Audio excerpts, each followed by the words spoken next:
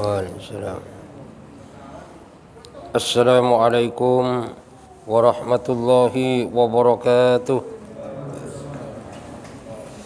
Bismillahi alhamdulillah. Wala hawla wala quwata illa billahil aliyyil azim. Ashhadu an la ilaha illallah wahdahu la syarika lah. Wa ashhadu anna Muhammadan abduhu wa rasuluh la nabiyya ba'dah. Allahumma salli wa sallim wa barik ala Sayyidina Muhammadin wa ala alihi wa sahbihi ajma'in, amma ba'du. Yang kami hormati para ulama, para ustadz, hadirin hadirat, bapak-bapak, ibu-ibu, jamaah salat maghrib yang dimuliakan Allah Subhanahu wa taala. Alhamdulillah, Allah Subhanahu wa taala masih memberikan kesempatan kepada kita, masih memberikan kekuatan kepada kita, masih memberikan kemudahan kepada kita, sehingga kita masih bisa melaksanakan salat maghrib secara berjamaah. Kita lanjutkan dengan majelis taklim. Ini semata-mata karena hidayah dan kekuatan daripada Allah Subhanahu wa taala. Maka mudah-mudahan seluruh ibadah yang kita lakukan diterima oleh Allah Subhanahu wa taala, menjadi sebab dosa kita diampunin oleh Allah, menjadi sebab dosa orang tua kita, mertua kita, keluarga kita, guru-guru kita, orang kampung kita, bahkan umat seluruh alam diampunin oleh Allah, menjadi sebab selamat daripada api neraka dan masuk surga tanpa dihisab oleh Allah Subhanahu wa taala. Dan mudah-mudahan bagi yang masih punya penyakit, mengalami sakit, baik itu diri kita atau keluarga kita, mudah-mudahan sakitnya diangkat oleh Allah Subhanahu wa taala, dan setelah sembuh semakin istiqomah beribadah kepada Allah. Mudah-mudahan yang masih punya utang diberikan kemudahan oleh Allah untuk melunasi daripada hutang-hutangnya. Yang masih punya masalah, mudah-mudahan masalahnya diselesaikan oleh Allah Subhanahu wa taala. Kita lanjutkan kajian kita. Bismillahirrahmanirrahim. Qala musannif rahimahumullah, wa amma at-tasbitu indal hisabi fa huwa ala salasati aujuhin. Dan adapun tasbit ini qaulun sabit, yaitu ucapan yang kokoh, ucapan yang kuat, sehingga menjawab pertanyaan dengan mudah. Dia tidak mudah goyang. Kapan? Indal hisab, di saat hisab, di saat hari pengadilan di sisi Allah Subhanahu wa taala. Maka tasbit di saat hari hisab ini ada 3 macam juga, ya. Yang kemarin kita bahas tasbit di saat sakaratul maut, tasbit di saat alam kubur. Lah sekarang bahasanya adalah tasbit di saat hari hisab. Ahaduha ayyul kana hujjatu amma yus'ala anhu. Jadi yang pertama akan dimudahkan, akan diajarkan hujjah, akan ditalkinkan jawaban dari apa nanti yang dipertanyakan. Karena nanti pada hari hisab itu ditanya. Apa saja yang ditanya? Yang ditanya itu 4 perkara. Jadi pertanyaan di kubur lolos, kemudian ditanya di hari hisab. Nah, apa 4 pertanyaan tadi? Di saat seorang hamba ini telapak kakinya nggak bisa bergerak, sebelum ditanya, apa pertanyaannya? Yang pertama adalah, umurmu kau habiskan untuk apa? Terus, tenagamu yang masih kuat, jasadmu, masa mudamu kau gunakan untuk apa saja? Ilmumu sejauh mana kau amalkan? Hartamu dari mana kau dapatkan dan kemana kau belanjakan? Jadi 4 pertanyaan ini akan ditanya di saat hari hisab. Nah, makanya seseorang apabila mendapatkan tasbit, maka dengan mudah dia menjawab. Bisa ditanya, buat apa saja umurmu? Kau habis untuk apa? Maka jawabannya ini tergantung bagaimana saat di dunia. Kalau saat di dunia itu umurnya digunakan untuk ibadah kepada Allah, maka dengan mudah dia menjawab, untuk ibadah ya Allah, umur saya. Sehingga apa? Sehingga kalau jawabannya untuk ibadah kepada Allah, maka ini lolos. Cuma yang jadi pertanyaan, bisa nggak kita menjawab seperti itu? Karena pada saat itu yang menjawab bukan lisan kita, tapi adalah amalan kita. Ya kita tinggal introspeksi diri sekarang. Kira-kira kita habiskan untuk apa umur kita ini? Banyakan untuk sia-sia atau untuk yang lain? Untuk ibadah atau untuk yang lain? Nah, kalau kita habiskan untuk ibadah, semuanya kita arahkan untuk ibadah, maka kita akan mudah menjawab. Karena pada dasarnya Pak, umur kita ini selama 24 jam, pada dasarnya bisa untuk ibadah terus.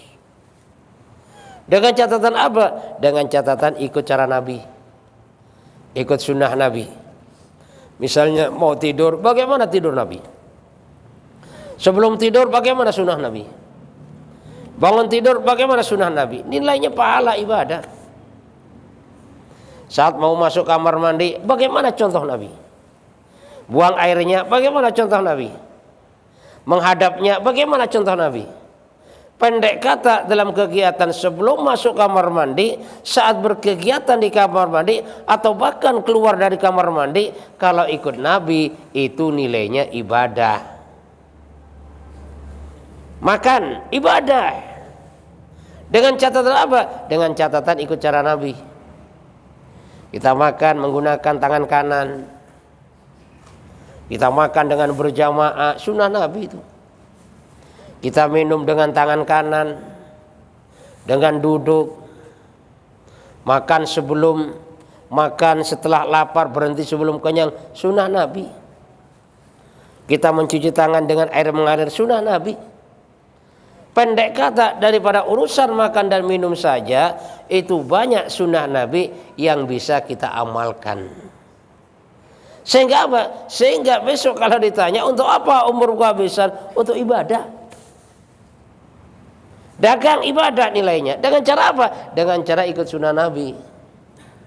Makanya orang yang mau dagang Pak, harus tahu bagaimana ilmunya dagang. Ya. Makanya dalam kitab fikih kan ada kitabul buyu', kitab jual beli, ada kitabut tijarah, kitab perdagangan. Artinya kita sebagai orang Islam berdagang pun bagaimana supaya dagangnya ini bernilai ibadah di hadapan Allah Subhanahu wa taala. Bagaimana caranya? Ikut sunnah Nabi. Bagaimana cara Nabi berdagang? Nabi selalu jujur dalam berdagang. Kalau memang barangnya bagus, bilang itu bagus. Kalau barangnya jelek, dibilang itu jelek. Kalau belum ditawar orang, bilang kalau belum ditawar orang. Pendek kata, bagaimana apa yang dulu dibuat oleh Rasulullah SAW. Sehingga apa? Sehingga dagang kita nilainya ibadah. Kalau adzan berkumandang, datang ke masjid. Dagangan bagaimana? Tutup sementara. Nilainya ibadah. Nah, tapi di saat waktunya adzan kita tetap aja dagang, ya. Ini takut-takut, ya. Nanti nilainya beda di hadapan Allah Subhanahu wa taala. Kenapa? Karena sholat ini Pak, ibarat kepala pada badan. Ini sholat nih. Jadi ibarat kepala pada badan. Orang akan disebut hidup kalau ada kepalanya. Gak ada kakinya, bisa orang hidup. Gak punya tangan, bisa orang hidup. Tapi kan belum ada ceritanya orang hidup tanpa kepala. Coba deh, misalnya tiba-tiba masuk masjid, tangannya gede, kakinya gede, gak ada kepalanya, kabur kita Pak. Ya mungkin kalau nggak ada tangannya, nggak ada kakinya, dia masuk masjid ucap salam masih kita jawab, Pak silakan Pak kalau mau sholat Pak. Kalau mau minum saya ambilin. Kenapa? Kepalanya masih ada. Artinya apa? Artinya belum ada ceritanya orang hidup tanpa kepala. Lah makanya sholat ini termasuk yang pertama akan dihisab di hadapan Allah Subhanahu wa taala. Rasul sampaikan, awwalu ma yuhasabu bihil abdu yaumil qiyamati as-shalah, yang pertama kali dihisab oleh Allah adalah sholat. Yang pertama kali dihisab ini. Sehingga kalau sholatnya bagus, bagus semua amalan. Kalau sholatnya buruk, rusak itu semua amalan. Kenapa? Induknya adalah sholat. Kalau orang pak induknya kepala. Kepala itu yang paling utama, wajah. Ini yang paling utama. Makanya kan orang bikin KTP aja pak, atau SIM, itu yang dipoto cukup wajahnya aja. Kepala pas wajah, itu yang paling utama. Bukan di belakang, foto dari belakang, enggak. Dari depan. Karena kalau sudah wajah itu mewakilin semuanya. Ya kayak orang mau nikah aja lah ya. Orang mau nikah aja, asal dia udah serg sama wajahnya, semuanya serg dah. Ya kan? Adapun kakinya udah kayak apa silakan dah. Yang penting wajah dulu mewakilin. Wajahnya tertarik, semuanya tertarik. Nah itulah ibaratnya sholat. Ya. Jadi kalau sholat kita bagus, maka semua amalan akan ikut bagus. Tapi apabila sholat kita buruk, maka semua amalan akan ikut buruk. Sehingga sedekahnya ikut buruk, ikut rusak, zikirnya ikut rusak, baca Qur'annya semuanya ikut rusak. Bahkan walaupun membangun 70 masjid itu pun juga ikut rusak. Kenapa? Karena ibarat kepala tadi rusak.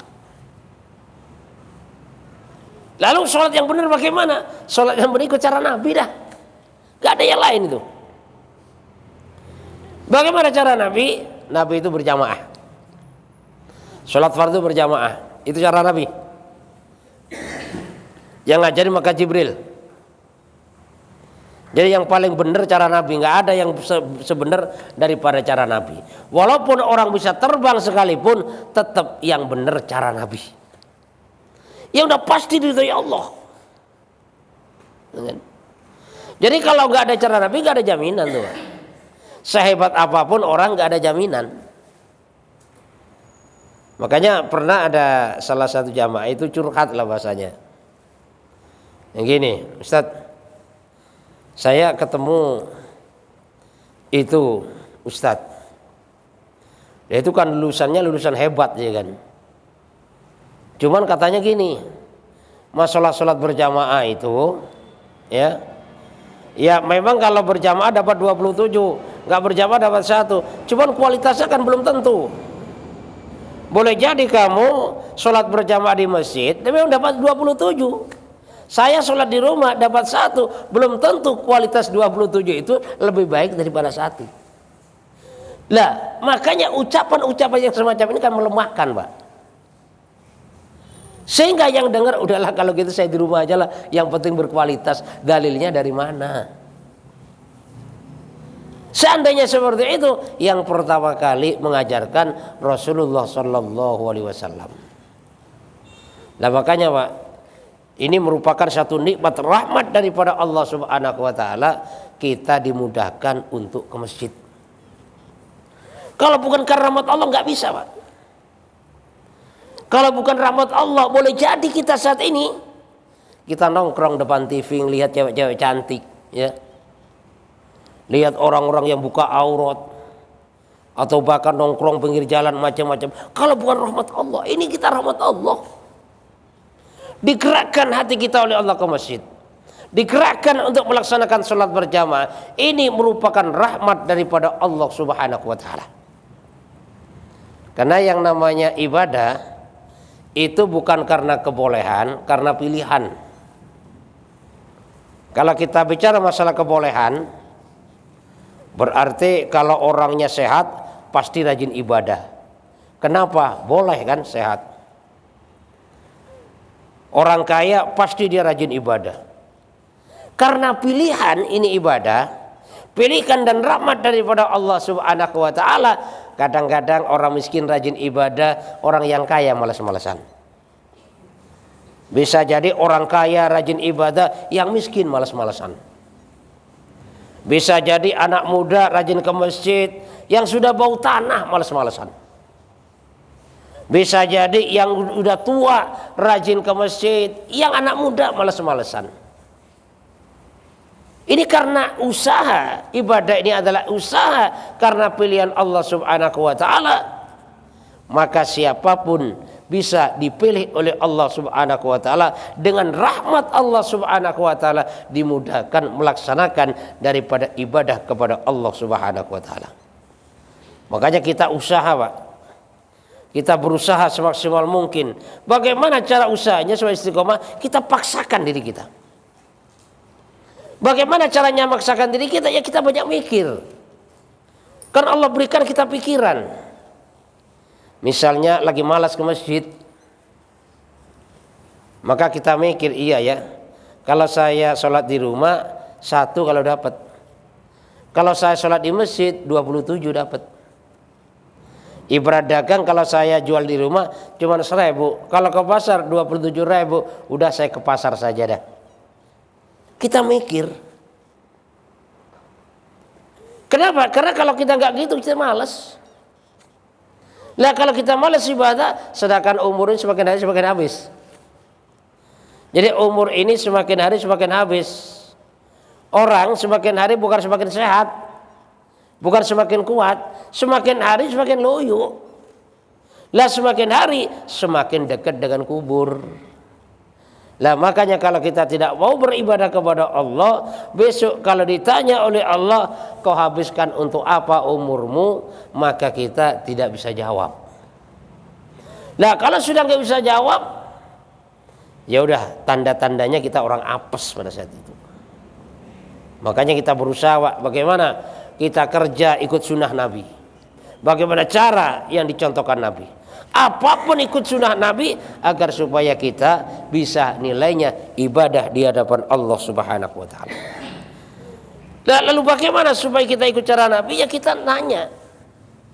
Minta bimbingan ulama, minta bimbingan ustadz, minta bimbingan orang-orang yang sudah mengamalkan sunnah. Supaya apa? Supaya kita bisa mengamalkan sunnah. Tapi kalau nggak seperti itu, ya maka sampai tua, Pak, bahkan saya meninggal dunia, kadang-kadang tidak mampu mengamalkan sunnah daripada Rasulullah SAW. Yang pertama karena dia nggak bisa, yang kedua memang nggak ada kekuatan. Bisa nggak ada kekuatan, nggak bisa juga. Nah makanya kita berusaha bagaimana istiqomah di dalam melaksanakan ibadah kepada Allah Subhanahu wa taala. Terus pertanyaan lagi, setelah umurmu kau habiskan untuk apa? Jadi masa mudamu, tenagamu yang masih kuat, itu juga kamu gunakan untuk apa saja? Itu ditanya tuh. Jadi tenaga yang kuat digunakan untuk apa? Ditanya. Nah kalau kita gunakan untuk ibadah kepada Allah Subhanahu wa taala, maka kita jawabnya mudah, untuk ibadah ya Allah. Udah beres urusan. Permasalahannya bisa nggak kita jawab. Nah kalau seandainya dulu masih mudanya, istilahnya banyak maksiat, banyak berdosa kepada Allah, terus apa itu sholat mangga, mabok terus-terusan, giliran tua udah taubat. Lalu bagaimana? Ya perbanyak istighfar kepada Allah, ngakuilah salah kepada Allah. Ya Allah, saya dulunya dablek ya Allah, ngaku terus terang aja. Saya dulunya masih mudanya ya Allah, sebanyak umur saya sia-siakan ya Allah. Udah bicara sama Allah, sampaikan kepada Allah, mohon maaf kepada Allah Subhanahu wa taala. Sehingga kalau kita mohon maaf kepada Allah, istighfar kepada Allah, minta ampun kepada Allah Subhanahu wa taala, maka seluruh yang dulu kita berbuat sia-sia, masa muda kita sia-siakan, saat kita kuat kita sia-siakan, maka akan diampunin oleh Allah Subhanahu wa taala. Terus pertanyaan selanjutnya apa? Ilmumu kau amalkan atau tidak? Ya. Bagaimana dengan ilmumu? Kau amalkan atau tidak? Kamu ngaji, kalau bahasa kita kan, dari muda sampai tua. Tapi kadang-kadang minum masih tangan kiri. Gimana kamu? Kamu makan sering nggak dihabiskan. Bagaimana ilmumu? minum sering kebuang. Bagaimana ilmu?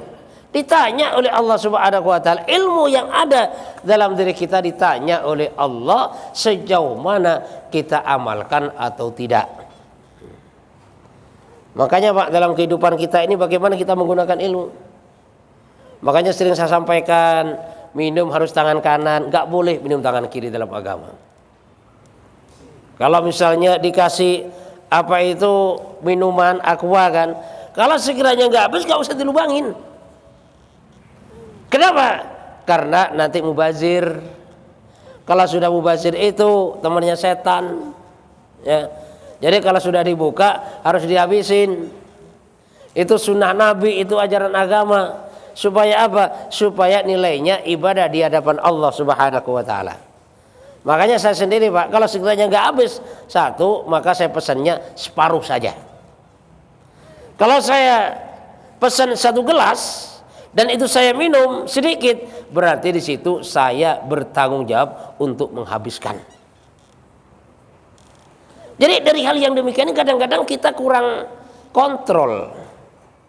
Kadang-kadang kita kurang perhatian. Sehingga banyak kadang di rumah kita minum kagak habis, makan udah kebuang semuanya. Kan itu setan seneng banget tuh. Ya memang kadang-kadang kalau kita bertamu Pak, ya. Kalau belum dihabisin, kadang-kadang kata teman, ini kayaknya orang nggak pernah minum aja deh. Masa dikasih dihabisin? Padahal dengan dihabisin berarti itu melaksanakan daripada sunnah Rasulullah Sallallahu Alaihi Wasallam. Contoh gini aja lah, misalnya kita bertamu ke rumah teman, kita dibikin minum, tiba-tiba cuman kita cicipin 2 cicip doang, habis itu kita tinggal, datang lagi nggak dikasih bisa-bisa, kenapa? Nggak mau minum nih. Nah tapi kalau kita dikasih minum, dikasih teh dihabisin, dikasih kopi dihabisin, dikasih ini dihabisin. Suatu saat kalau bertamu lagi senang juga orang kan, wah ini kasih minuman yang banyak, rumahnya doyan minum ini. Padahal menghabiskan itu merupakan sunnah daripada Rasulullah Sallallahu Alaihi Wasallam. Jadi itu ilmu ya. Jadi jangan sampai kita sudah ngaji berpuluh-puluh tahun tapi minum saja nggak dihabisin, kebuang. Jangan sampai minum masih tangan kiri. Jangan sampai kencingnya masih berdiri. Jangan sampai masuk masjid kaki kanan, kaki kiri. Jangan sampai giliran masuk WC kaki kanan, itu kebalik. Ya. Jadi masuk apa itu istilahnya masjid kaki kanan, masuk WC kaki kiri. Dan itu memang perlu daripada yang namanya pembiasaan. Saya dulu Pak, waktu saya masih ngajari SMA dulu, jadi saya perhatikan anak-anak itu. Jadi saat udah waktunya tuh mau masuk masjid, saya di pintu. Makanya saya lihat siapa yang masuk kaki kiri, panggil suruh keluar, ulangi lagi ke kanan. Sampai akhirnya apa? Sampai akhirnya terbiasa. Ya sebenarnya di masjid ini pun kalau mau dibuat seperti itu dengan kesepakatan jamaah boleh juga. Misalnya ada yang di depan masjid, apa itu di depan pintu, kontrol aja itu untuk membiasakan. Cuman permasalahannya siap nggak, gitu lah. Kalau siap bagus itu, maksudnya apa? Siap diarahkan apa enggak? Karena Pak kadang-kadang ya, kalau orang sudah tua Pak, itu setannya tambah gede. Ditanamkan apa? Ditanamkan rasa gengsi. Jadi bagaimana orang tua ini kalau di kasih tahu dia marah. Ditanamkan rasa gengsi. Agar supaya tidak mendengar daripada yang namanya kebenaran. Sehingga apa? Sehingga yang terjadi dari muda sampai tua masuk masjid selalu kaki kiri, sedangkan keluarnya selalu kaki kanan. Ini kan kebalik namanya ini. Ini sebenarnya perlu pembelajaran. Kalau memang sepakat jamaah masjid, yuk cobalah kita misalnya belajar. Karena mungkin dari kita masih banyak yang lupa. Boleh itu. Cuma nanti kalau ditegur, salah ditegur, jangan ngambek. Kenapa? Karena untuk perbaikan. Sehingga kalau sudah dilaksanakan yang semacam itu, maka suatu saat tidak ada satu orang pun yang masuk masjid menggunakan kaki kiri. Kenapa? Karena sudah ada pembelajaran dan sudah ada daripada yang namanya pendidikan. Gitu. Jadi bicara masalah ilmu, untuk apa ilmumu? Buat apa saja ilmumu? Diamalkan atau enggak, disampaikan atau enggak, itu ditanya. Dan pertanyaan yang keempat, yang selanjutnya ini adalah pertanyaan masalah harta. Harta yang ditanyakan, dari mana kau dapatkan dan kemana kau belanjakan. Jadi dapatnya dari mana ditanyakan, terus digunakan untuk apa ditanyakan. Jadi depan belakang ini pertanyaan harta. Artinya apa? Orang yang punya harta Pak itu nggak aman itu. Karena kalau keterangan dalam kitab Nasrul Kibat, harta ini kalau halal itu dihisab, kalau haram diazab, itu harta. Makanya kita punya harta pada dasarnya nggak aman. Memang kita merasa aman, tapi nggak aman, Pak. Dan kalau kita bicara masalah harta, harta kan penggunaannya cuma 3. Itu harta.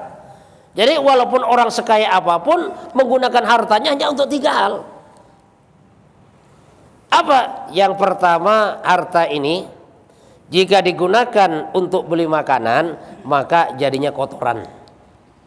Misalnya kita belanja sate habis 1 juta, kita makan bareng-bareng, pagi-pagi keluar, itulah harta kita.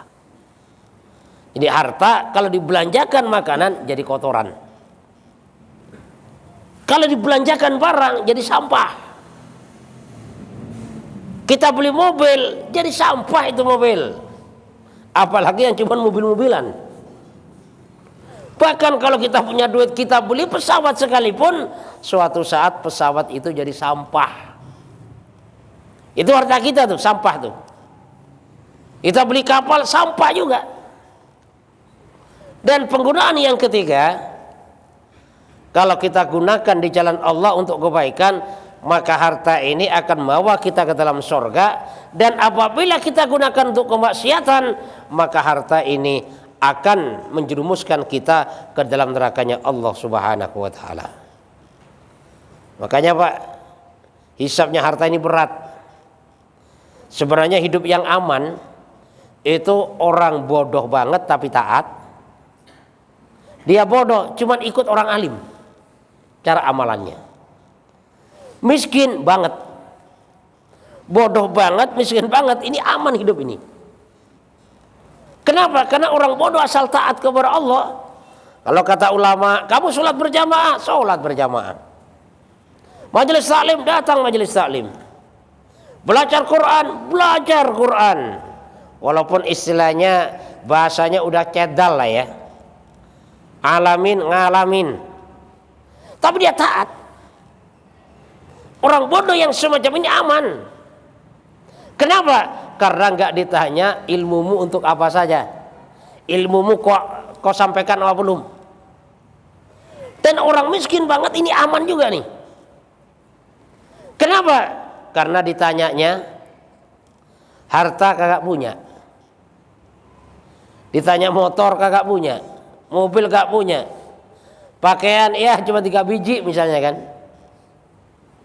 Alat masak udah pada bodot, itu warisan dari mertua nggak bisa beli, aman Pak.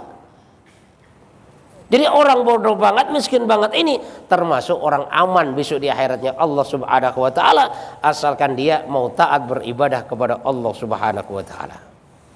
Nah, tapi kalau orang kaya ditanya, orang alim ditanya. Orang alim ada tetangganya nggak sholat ditanya, kamu kemana aja, ilmu banyak. Kamu ngajar kemana-mana, tapi tetanggamu nggak sholat kamu diemin. Tetanggamu nggak ke masjid nggak pernah kamu ajak. Berat Pak orang alim juga.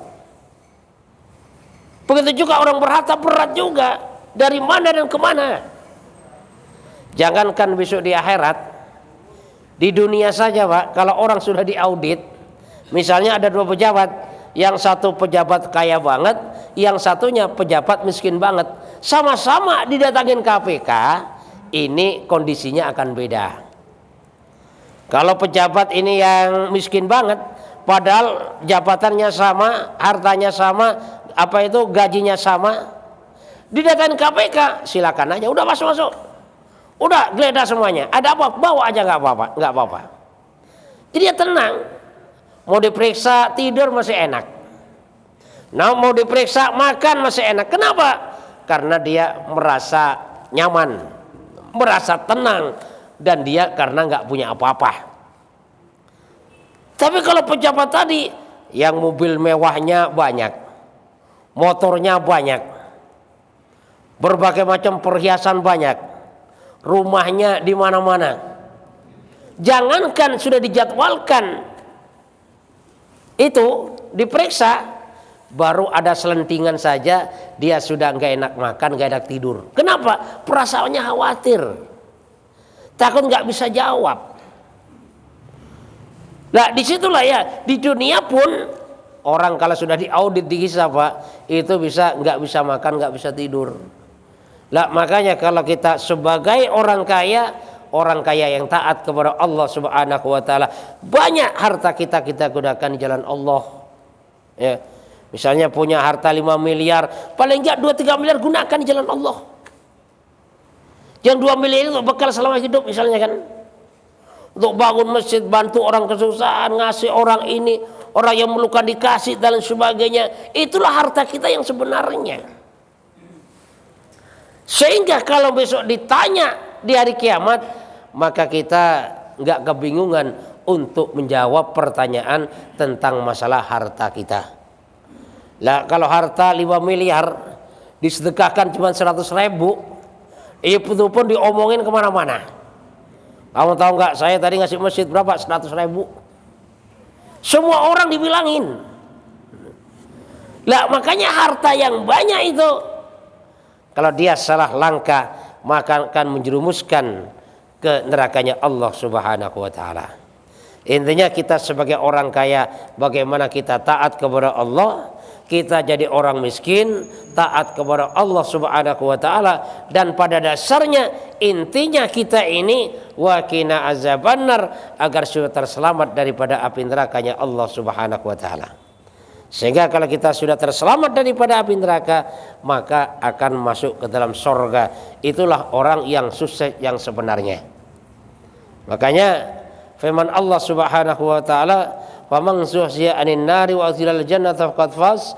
Barang siapa yang telah selamat daripada api neraka dan dimasukkan ke dalam sorga, itulah orang yang sukses yang sebenar-benarnya. Jadi dunia dia sukses, akhirat masuk surganya Allah Subhanahu wa taala, yang dimana di akhirat sana di sorga akan hidup bahagia untuk selama-lamanya. Di sorga dengan berbagai macam kenikmatan gratis diberikan oleh Allah. Di sorga udah nggak usah kerja lagi, di sorga udah nggak usah dagang lagi, di sorga aja menikmatin apa yang kita inginkan didatangkan oleh Allah. Kita pengen burung datang langsung. Kita pengen buah-buahan langsung datang.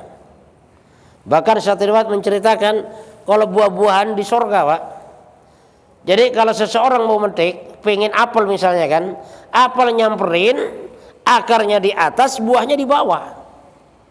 Dipetik satu apel tumbuh lagi, dipetik tumbuh lagi, dan makanan surga semakin dimakan semakin enak. Makanan di dunia semakin dimakan semakin tidak enak. Orang doyan apel Pak, makan satu masih enak, 2 masih mendingan terasanya. Kalau 3, 4, 5 maka udah sepah, udah agak enak rasanya. Itulah makanan di dunia. Tapi kalau sudah makanan di sorga, semakin dimakan semakin enak, semakin habis banyak semakin enak, dan itu merupakan rahmat daripada Allah Subhanahu wa taala.